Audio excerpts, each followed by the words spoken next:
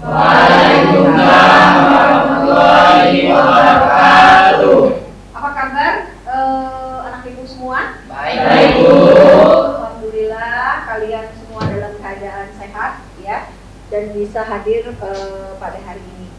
Sebelum kita memulai materi kita pada hari ini, sebaiknya kita berdoa dulu dipimpin oleh ketua kelas Pak Wandi. Ibu persilakan untuk memimpin doa. Bersiap. Berdoa mulai.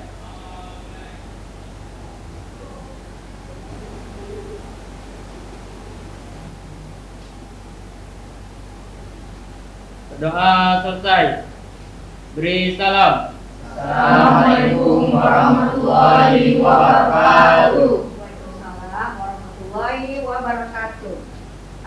Sebelum memasuki materi, Ibu akan absensi kalian terlebih dahulu. Jesslyn ada? Sakit. Sakit apa Jesslyn? Demam, Bu. Demam. Farisa. Buat suaranya ya nak, biar ibu dengar. Rahwati. Hadir, Bu. Ervan. Hadir, Bu. Rizik. Hadir, Bu. Binta. Hadir, Bu. Nisrina. Hadir Bu. Ratu. Hadir Bu. Rizka Tiara. Hadir Bu. Santia Bella. Hadir Bu. Rian Darmawan. Hadir, Bu. Dwi Apriani. Hadir Bu. Dia. Hadir Bu. Muslimah. Hadir Bu. Gobi. Tidak ada Gobi. Tidak ada kabar berita. Iqbal. Fahri. Hadir, Bu. Ageng. Hadir, Bu. Vincent. Hadir, Bu. Gerson. Hadir, Bu. Iya. Alhamdulillah 2 orang yang tidak hadir ya. Ya. Sebelumnya Ibu ingin mengabsensi dulu materi kita sebelumnya. Siapa yang tahu dan masih ingat materi kita sebelumnya? Saya Bu. Iya. Mengenai unsur pembangunan teks cerpen.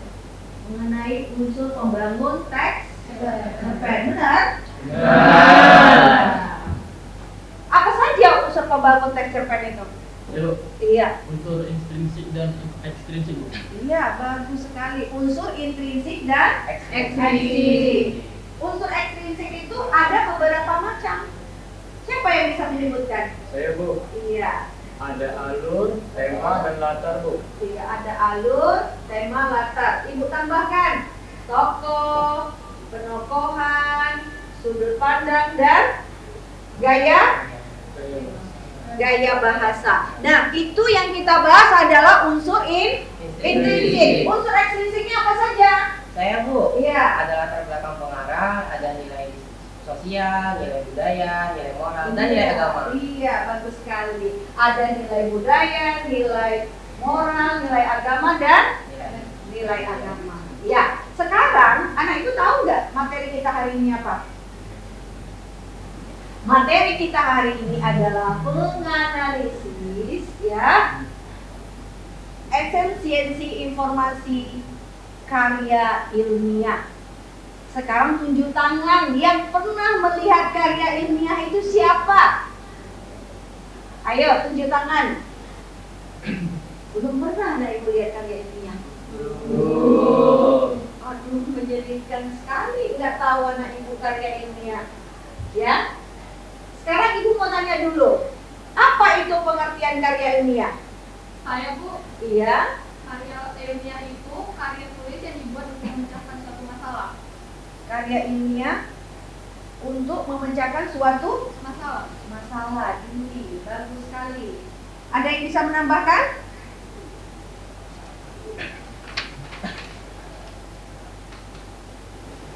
Nah, Itu tadi pengertian dari karya ilmiah. Sekarang Ibu mau tanya, struktur karya ilmiah apa saja? Saya Bu, Iya, pendahuluan Bu. pendahuluan. Terus ada lagi? Saya Bu, isi, pembahasan, dan kesimpulan. Isi, pembahasan, dan kesimpulan. Nah, benar. Ada lagi yang bisa menambahkan? Nah, sekarang Ibu tanya, jenis-jenis karya ilmiah, siapa saja yang tahu? Saya Bu, Ah, makalah, skripsi, sama tesis Bu. nah, sekarang yang disebutkan tadi, ada makalah, ada tesis, ada skripsi. Siapa yang pernah melihat itu? Tunjuk tangan. Evan, pernah nggak kamu lihat makalah? Makalah dong, skripsi belum pernah. Makalah doang Bu, skripsi nggak pernah. Tiara? Belum. Nah, karya ilmiah ini sangat penting ya, Nak. Ya. Mungkin kita nanti akan ada perlombaan karya tulis ilmiah KTI ya, mungkin untuk tingkat SMA atau SMK. Terus nanti di perguruan tinggi kalian juga akan melalui ini dan kalian juga harus tahu. Terus kalian kan kelas 11 ya. Jika kalian nanti PKL, itu kalian harus membuat namanya laporan. Laporan dari apa yang sudah kalian lakukan. Benar? Juga termasuk karya ilmiah. Ya. Oke, kalau anak ibu sekarang kami nggak tahu Bu, nggak apa-apa. Tapi nanti harus tahu dan nanti langsung di searching apa itu jenis-jenis karya ilmiah, apa saja. Paham? Oke. Kita akan Ibu tampilkan PowerPoint Ibu biar anak Ibu bisa melihat ya.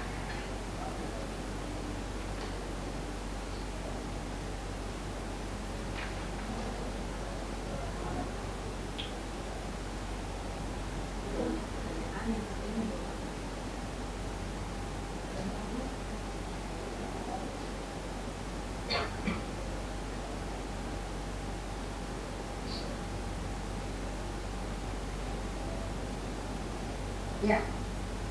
Kita perhatikan dulu kompetensi dasarnya itu mengidentifikasi informasi, tujuan dan esensi sebuah karya ilmiah yang dibaca. Berarti kamu di situ KD-nya adalah kamu harus mengetahui informasi apa saja yang harus kamu ketahui dalam penulisan karya ilmiah. Mulai dari struktur, mulai dari ciri-ciri, mulai dari jenis-jenis dari karya ilmiah. Nah, 4.1 itu merancang. Dan 4.1 merancang itu pada pertemuan kita berikutnya. Sekarang kita masih di 3.1 mengidentifikasi informasi, tujuan dan esensi sebuah karya ilmiah yang dibaca. Oke, lanjut tujuan. Nah, tujuan kamu apa hari ini? Kamu harus tahu, oh ini dia ya Bu, mengidentifikasi struktur karya ilmiah, menyebutkan latar belakang masalah, rumusan masalah, penyelesaian masalah. Terus cara merancang karya ilmiah dalam bentuk makalah itu nanti tujuannya di pertemuan kita berikutnya. Nah, sekarang kamu harus mengetahui dulu struktur, latar belakang, rumusan dan bagaimana cara menulis dari karya ilmiah tersebut. Paham? Paham Bu. Nah, di sini ada indikator mengidentifikasi informasi tujuan, ya, merancang esensi yang harus disajikan dalam karya ilmiah. Nah, di sini ada tayangan, ya, video bagaimana itu karya ilmiah. Nanti kita bisa melihat bersama-sama. Nah, sebelumnya tadi Dwi sudah memberikan pengertian dari karya ilmiah. Apa tadi Dwi? Coba ulangi sekali lagi. Untuk memecahkan suatu masalah. Ayo kita perhatikan di situ. Kalian bisa baca.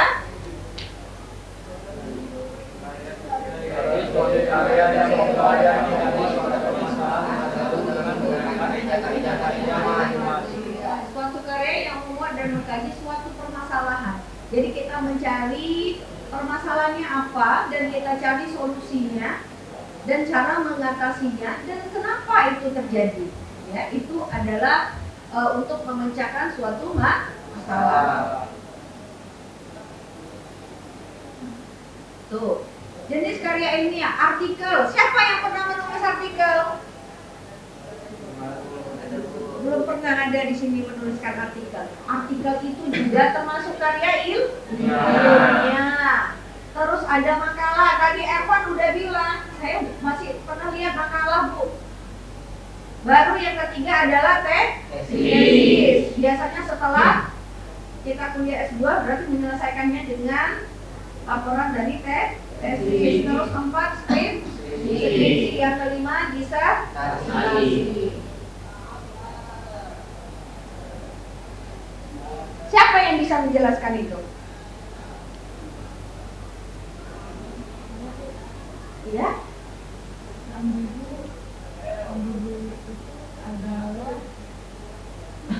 itu adalah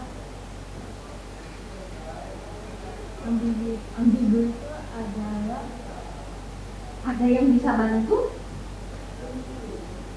Ciri-ciri karya ilmiah ada reproduktif, tidak ambigu, harus objektif, menggunakan bahasa yang baku, menggunakan kaidah keilmuan. Nah, kalau reproduktif apa itu maksudnya? Ada yang bisa menjelaskan? reproduktif itu adalah peneliti atau penulisan yang harus diterima dan dimaknai oleh pembacanya. Oke. Yang kedua tidak ambigu. Siapa yang bisa menambahkan? Tidak ambigu itu bagaimana itu? Tidak ambigu itu adalah kalimat yang bermakna ganda. Yang bermakna ganda. Berarti tidak boleh ambigu ya. Berarti dia harus pasti, benar? Ya, tidak ada kebingungan di dalam karyanya itu, tapi pasti. Paham? Ada yang bisa menambahkan? Baru selanjutnya menggunakan bahasa yang baku. Ayo, siapa yang bisa menjelaskan? Ratu. Ayo Ratu. Menggunakan bahasa yang baku itu yang bagaimana? Bahasa yang baik dan benar. Bahasa yang baik dan benar sesuai dengan ejaan yang disempurnakan. Terus menggunakan kaidah keilmuan, berpoesi dan menggunakan kalimat yang efektif. Menggunakan kalimat efektif maksudnya bagaimana? Ayo, bisa? Ada yang bisa membantu? Kalimat efektif.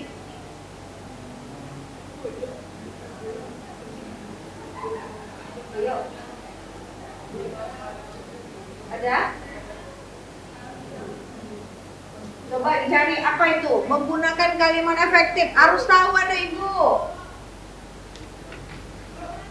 Karena untuk sekarang guru itu hanya sebagai fasilitator yang harus lebih aktif, ya, mencari materi dan apa itu adalah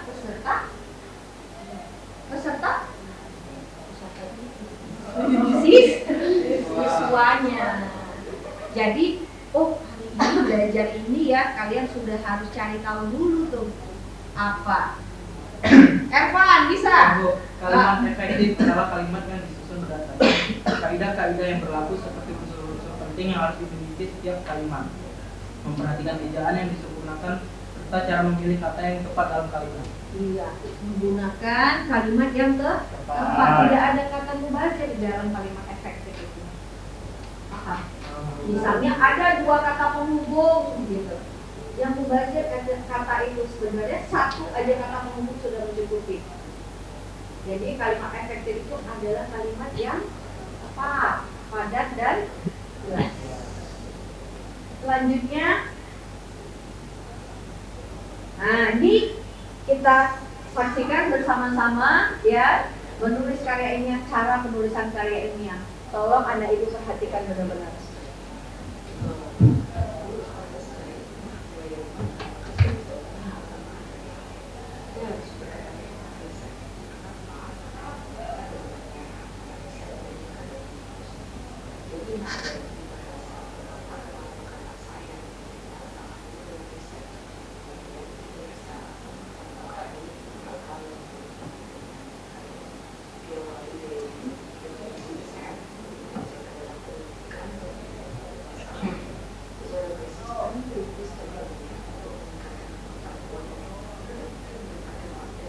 atau perlakuan manusia yang baik berdasarkan KBBI. Kemudian ada pertanyaan, kenapa kita perlu melakukan riset? Jawabannya yang pertama adalah bisa untuk menjawab dari permasalahan apa yang ada di sekitar Anda. Misalkan dari permasalahan hasil, kita bisa meriset untuk membuat solusi permasalahan tersebut. Jadi itu bisa permasalahan yang ada di sekitar Anda. Benar kan?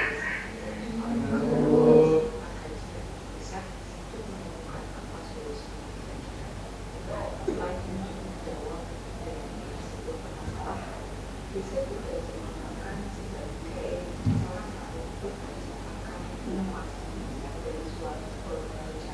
Bisa merupakan pengembangan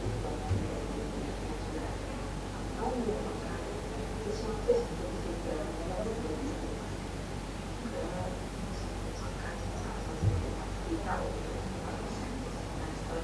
dunia yang sudah ada atau merupakan sesuatu yang berbeda dari yang merupakan salah satu kita untuk melakukan. Nah, setelah kita tahu ini, kita tidak tahu tujuan melakukan riset, kita harus tahu oh ternyata dari riset yang dilakukan itu kita bisa menghasilkan ruangan atau output yang bisa menjadi kayak dunia, aja, footprint, maka kayak virtual, misalkan karena atau ruangan lain seperti mobil atau karya atau desain karya seni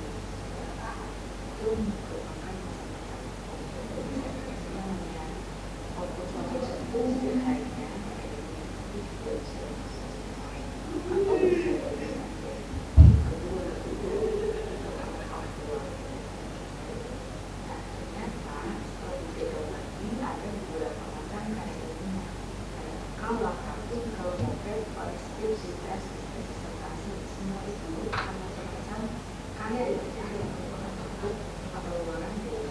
merupakan macam-macam output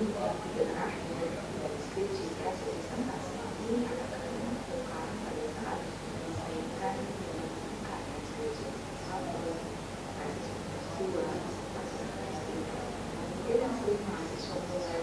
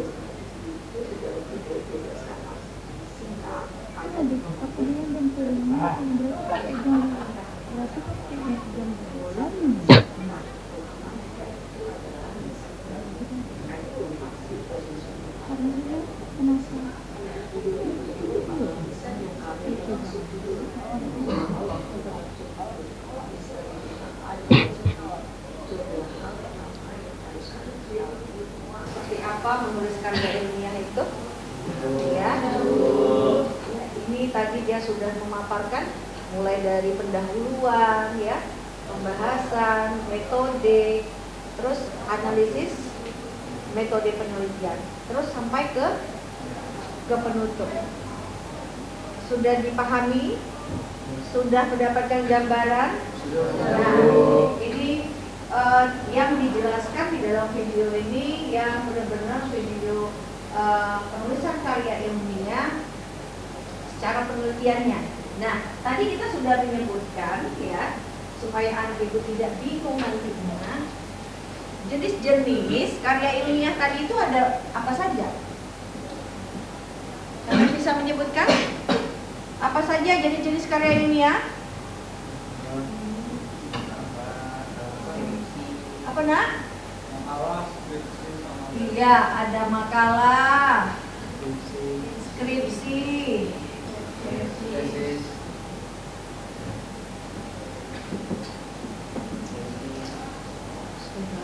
tesis, apa lagi? Artikel ya, benar? Artikel ilmiah. Apa lagi nak? Hah? Wallpaper. Wallpaper. Terus? Nah, dari jenis karya ilmiah ini ya, yang kita buat itu apa, Bu? Kita pilih apa?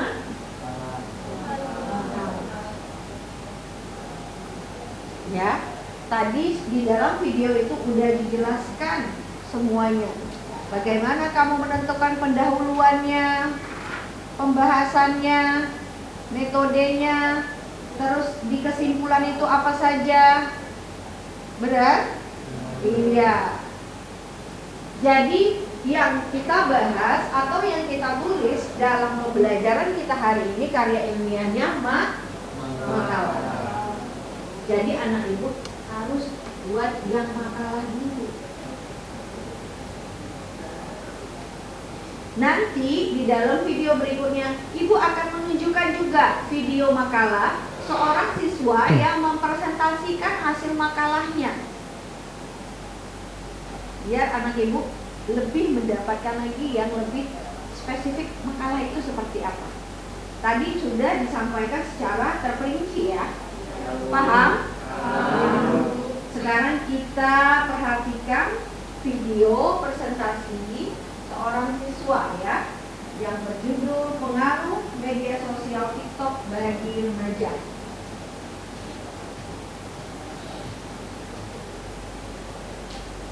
Kalian harus tahu tujuan itu. Perkenalkan masa muda menjadi aksi dokumentasi bisnis akan menceritakan hasil karya bersama saya yang berjudul Pengaruh Media Sosial TikTok bagi Remaja. Latar belakang, akibat pembelajaran yang dilakukan di rumah selama masa pandemi, banyak peluang yang didapatkan dalam melakukan berbagai kegiatan yang dibatasi, seperti tidak berada rumah yang menyebabkan hal yang besar. Untuk menghilangkan rasa mereka menunjuk dan bermain aplikasi TikTok dan tidak jarang memakan berbagai karya yang disebutkan dan TikTok. Misal, apakah media sosial sangat berpengaruh? Apakah pengaruh positif dan pengaruh negatif pada sosial TikTok? Bagaimana upaya pengaruh positif dan menggunakan aplikasi TikTok bisa dirasakan kita? Bagaimana upaya pengaruh negatif bisa dikurangi dengan penggunaan aplikasi TikTok? Cek dan jalan. Untuk mengetahui berapa besar pengaruh penggunaan aplikasi TikTok di kalangan remaja, untuk mengetahui pengaruh positif dan pengaruh negatif penggunaan aplikasi TikTok di kalangan remaja, untuk mengetahui upaya yang dapat dilakukan agar remaja dapat merasakan pengaruh positif dari aplikasi TikTok, untuk mengetahui upaya yang dapat dilakukan agar pengaruh negatif bisa dikurangi. Metodologi. Terdapat 4 metode yaitu pengumpulan data, sumber data, berdasarkan dan lokasi. Ini pengumpulan data digunakan untuk teknik kuesioner, di mana responden menjawab pertanyaan yang diajukan. Yang kedua, sumber data. Terdapat 2 sumber data, yaitu sumber data primer dan sumber data sekunder. Sumber data primer diperoleh melalui siswa kelas 10 sampai kelas 11 siswa SMA dan sekunder. Data sekunder diperoleh melalui data yang telah dibahas sebelumnya. Variabel data menggunakan pengaruh dari sosial TikTok bagi remaja. Lokasi penelitian terletak di media sosial. Kajian ini terdapat itu kajian ini punya basisnya aplikasi TikTok dan remaja. Media sosial merupakan tempat komunikasi di internet. Aplikasi TikTok merupakan aplikasi komunikasi baru yang akan dilihat oleh publik. Remaja adalah peralihan masa dewasa, peralihan masa anak-anak menuju masa dewasa. Ya, sudah diperhatikan contoh makalahnya ya, seorang siswa yang mengambil makalahnya pengaruh media sosial TikTok bagi remaja. Nah, dari yang kalian perhatikan tadi, kalian sudah bisa melihat struktur yang ada di makalah itu sudah ada semua di dalam presentasinya. Sudah ada?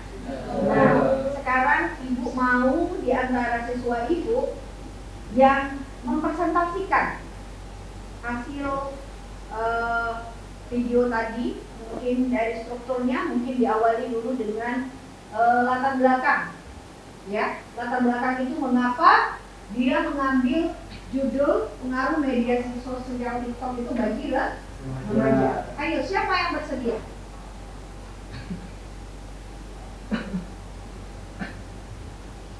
Ada?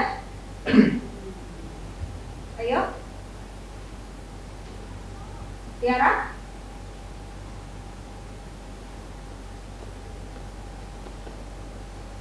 Bagaimana Tiara? Bisa? Coba di ke depan mungkin bisa dipresentasikan dari latar belakangnya tadi, video tadi.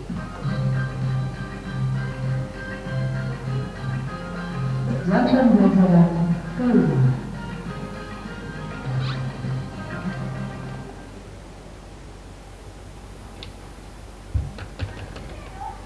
Oke, Tiara kayaknya kesulitan untuk melihat. Siapa yang bisa bantu untuk di pendahuluannya?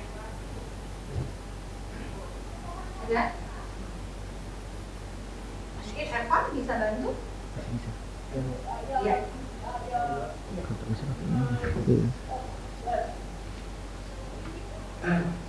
Assalamualaikum warahmatullahi wabarakatuh.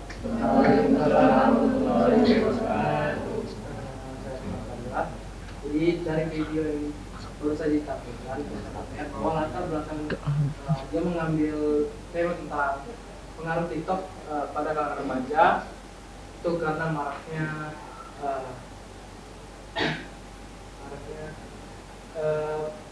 konten media sosial yang tersebar saat ini.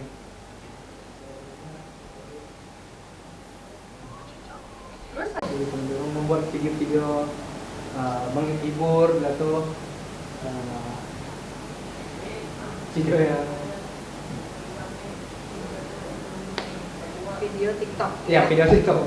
Jadi remaja itu lebih cenderung ya, atau lebih menarik untuk membuat video TikTok, sehingga hal-hal yang lebih penting itu mereka tinggalkan. Benar nggak itu nak kenyataannya kalian sebagai remaja? Iya. Cuman mungkin nanti pada saat kalian menulis makalah, mungkin lebih dispesifikkan jangan kalangan remaja. Mungkin kalangan remaja apa? Mungkin siswa SMK 4. Jadi dia lebih khusus, sehingga pada saat pembahasan kalian tidak bingung, karena kita lebih menspesifikkan atau lebih khusus kalangan remaja yang mana ini. Ya, kalau remaja saja banyak untuk seluruh Indonesia. Itu tadi yang latar belakangnya. Nah, yang paling utama itu adalah mengapa kita mengambil judul itu. Itu latar belakangnya. Benar, Evan? Nah, di situ tadi ada rumusan masalah. Apa saja, Evan? Rumusan masalahnya. Tiara mungkin bisa bantu rumusan masalahnya? Apa saja? Ya. Evan mungkin? Apa saja tadi ini apa rumusan masalahnya? Coba perhatiin. Coba kita lihat lagi. Dari ini. Ibu tadi lihat pengaruhnya ada ya, pengaruhnya ada positif, ada negatif. Mungkin di rumusan masalahnya Pak Fatul.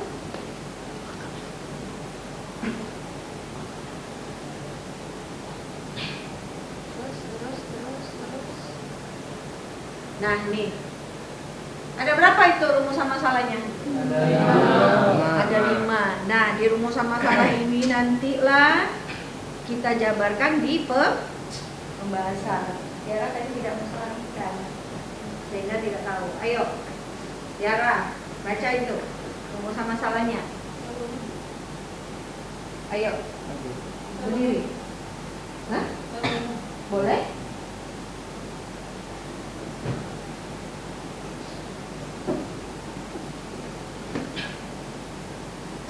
Jadi itu pertama apakah media sosial TikTok itu sangat berpengaruh. Kemudian ada pengaruh positif dari aplikasi TikTok bagi remaja. Kemudian ada pengaruh negatif TikTok bagi remaja.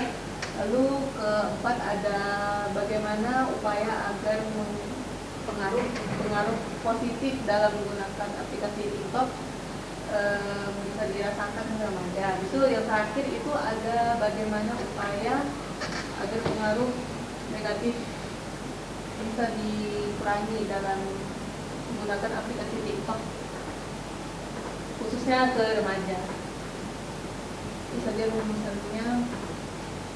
Mungkin bisa ditambahin dari rumusan ini, kira-kira sudah pas nggak dengan pendahuluan yang dia bahas tadi?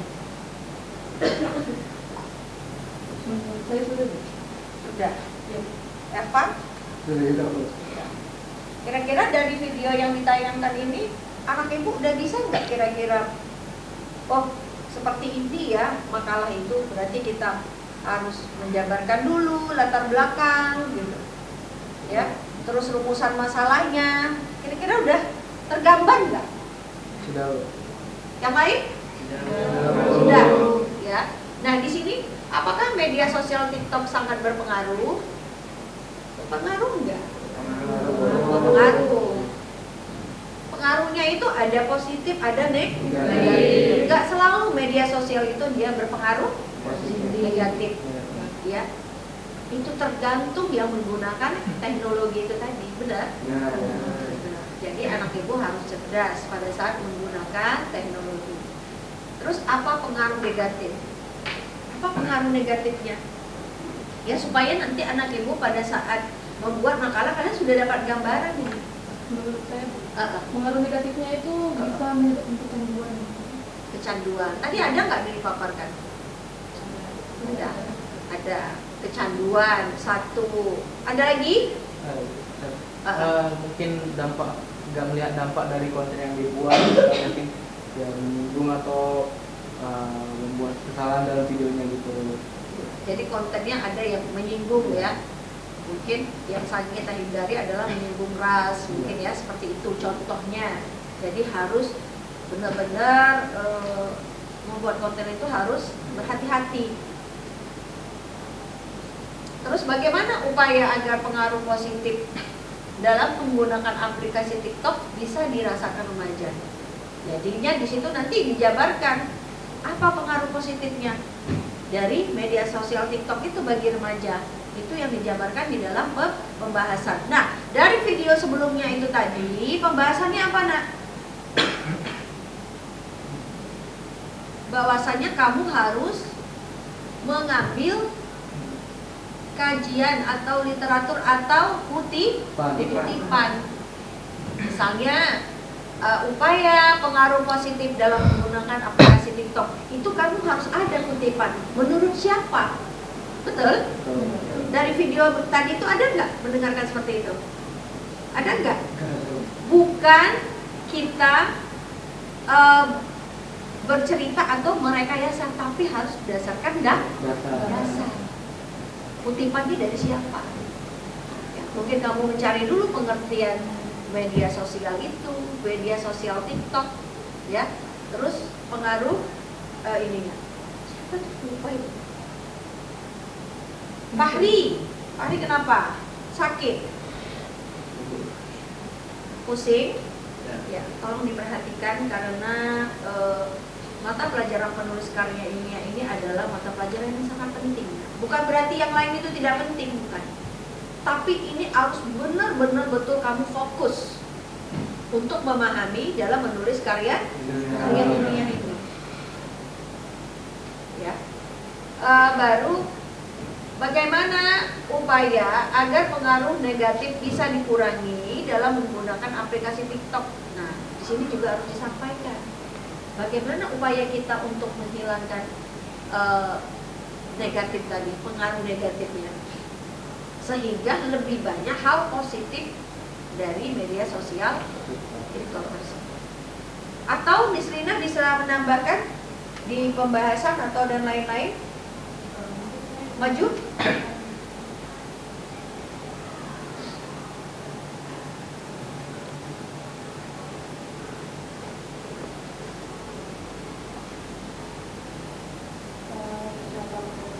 Oh, suaranya nak.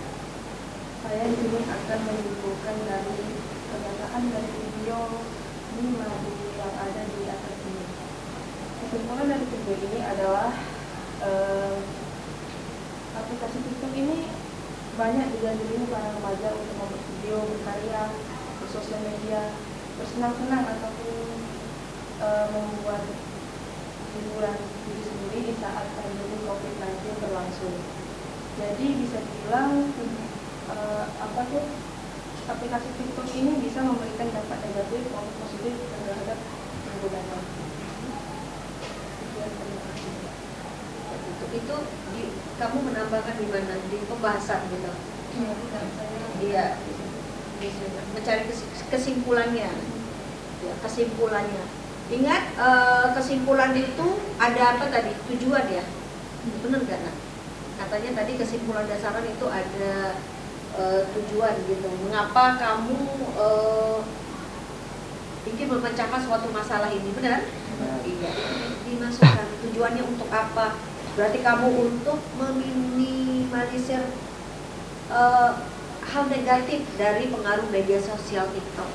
Ya. Di penutupan itu tadi dijelaskan apa saja nak? Ayo, siapa yang bisa bantu? Ageng. Di penutup tadi disampaikan di dalam video itu apa saja? Ada apa aja?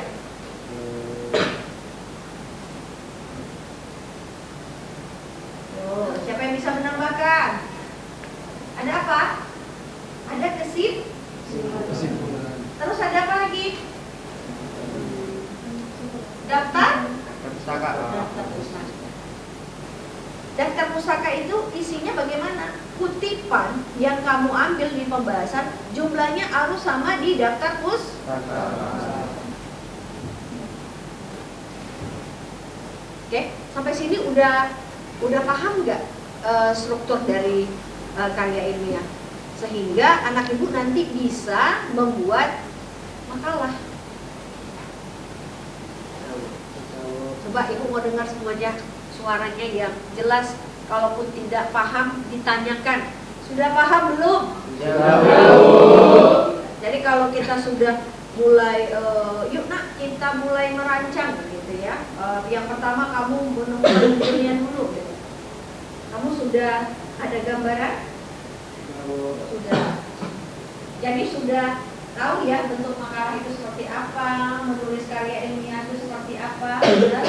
Tidak ada yang sulit jika kamu punya kemauan untuk belajar. Nah, sekarang dari makalah ini ya, tadi ada pendahuluan, rumusan masalah, terus ada pembahasan ya nak? Iya, dia membahas ya ini tadi kelima-lima rumusan masalah tadi itu dijabarkannya di dalam pembahasan. Baru kesimpulan dan daftar pustaka. Sudah paham kira-kira?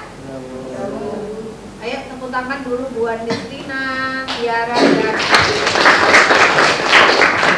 terima kasih.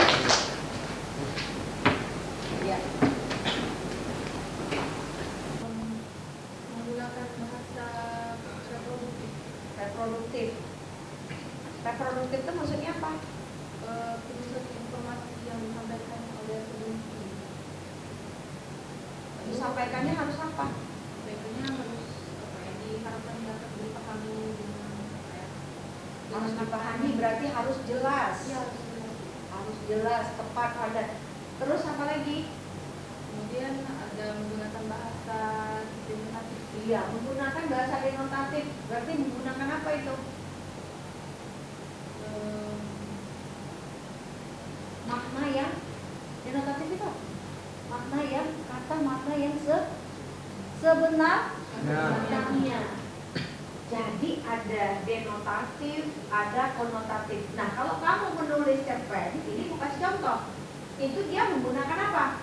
Konotatif. Kenapa? Dia menggunakan kata biasa, tidak makna yang berimajinasi. Itu harus tahu. Tapi kalau menulis karya ilmiah ini harus fakta. Makanya dia makna yang sebenarnya. Terus apa lagi? Satu lagi, menggunakan apa? Kata baku. Iya. Menggunakan apa? Kata baku. Kenapa menggunakan kata baku? Nah? Kata baku itu apa? Kata yang baik dan benar. Terus sesuai dengan yang iya, ibu bukan bisikannya. Coba disimpulkan, lebih dipertegas. Sesuai dengan jangan malu-malu menjawabnya. Nah, dengan KBBI atau ejaan yang telah disempurnakan. Oke, kita sudah mempelajari menulis karya ilmiah hari ini, ya. Sekarang ibu ingin menanyakan apa saja yang sudah kalian dapatkan pada materi kita hari ini? Iya. Hari ini kita telah belajar tentang karya ilmiah, karya ilmiah, bisnis karya ilmiah, dan terakhir itu kaedah pembahasan. Iya, kaedah pembahasan karya ilmiah. Semoga anak ibu bisa memahaminya, dan jika ada sesuatu yang mungkin masih ada yang kurang paham, mungkin bisa untuk dipertanyakan ibu di luar jam ini, ya. Nah, untuk pertemuan kita di berikutnya itu adalah kita merancang, ya, merancang menulis karya ilmiah. Nah, mungkin karya ilmiah ini tidak 2 pertemuan selesai. Nah, mungkin di pertemuan berikutnya kita menentukan dulu judulnya. Kamu menentukan dulu judulnya, nanti ibu yang menentukan tema, kamu yang menentukan judul. Terus mengapa kamu mengambil judul itu nanti di latar belakang, terus rumusan masalah. Jadi kita membuatnya bertahap sehingga anak ibu tidak kesulitan. Sehingga kalau di pendahuluan kamu sudah benar, baru kita masuk di pembahasan. Ya, mungkin demikianlah pertemuan kita hari ini. Tapi sebelumnya ibu akan memberikan jurnal refleksi kepada siswa ibu. Nah, di sini kalian bisa menjawab apakah yang sudah Anda peroleh pembelajaran materi hari ini, nanti kalian jawab di sini. Jadi ibu bisa mengetahui sudah sejauh mana kalian memahami, menganalisis, yaitu esensi informasi tentang karya ilmiah. Sudah paham? Iya. Mungkin ibu bagikan dulu terlebih dahulu, ya. Nanti sebelum ibu keluar dari kelas, mungkin baru dikumpulkan dengan ibu.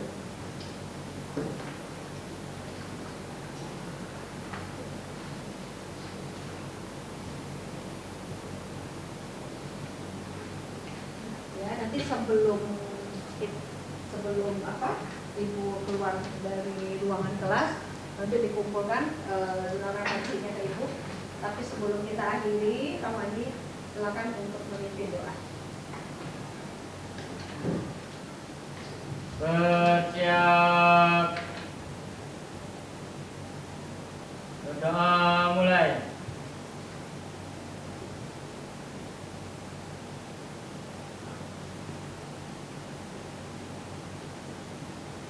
Berdoa selesai. Beri salam. Assalamualaikum warahmatullahi wabarakatuh. Waalaikumsalam warahmatullahi wabarakatuh. Tolong diisi jurnal refleksinya, nanti langsung kumpulkan ke ibu. Terima kasih. Ya, Bu.